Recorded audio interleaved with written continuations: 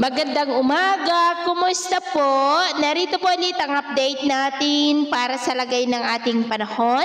Ngayong umaga po ng January 28, 2025. Sa ngayon po ay nananatili na walang anumang sama ng panahon sa loob at labas ng ating area of responsibility. Hanging-amihan ang patuloy na umiiral lalo na dito sa malaking bahagi ng Luzon at ilang bahagi ng Visayas, habang ang shear line ay nag-i-extend po sa may northeast ng Mindanao. At ang ITCZ po naman ay nandyan sa may southeast ng Mindanao. At sa ating long range forecast, wala pa rin naman pong bagyo na namamataan na tatawid po sa ating kalupaan hanggang sa susunod na 2 linggo, pero may banta ng isang low pressure area na maaaring mabuo dyan sa silangang bahagi ng Mindanao next week.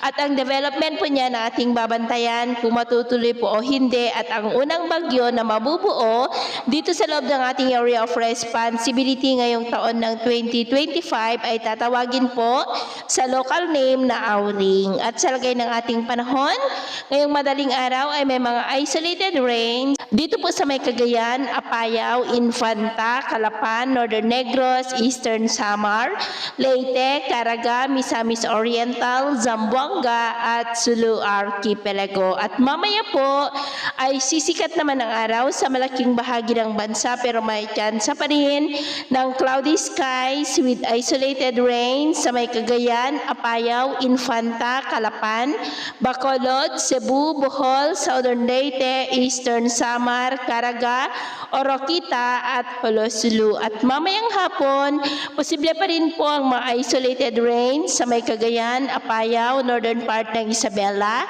Infanta, southern part ng Palawan, Central Visayas, ilang bahagi ng Negros, Eastern Visayas, Caraga, Northern Mindanao, Zamboanga Peninsula at Sulu Archipelago. Kaya mag-ingat pa rin po tayo. At sa atin naman pong mga baybayin, maalon po sa buong seaboard ng kanlurang baybayin ng Luzon, maging po sa silangang baybayin ng Luzon, silangang baybayin ng Eastern Samar, at matataas ang mga alon sa northern seaboard ng Cagayan at extreme northern Luzon seaboards, na ang mga alon dyan ay posible po na aabot hanggang sa 2.5 to 5 meters height.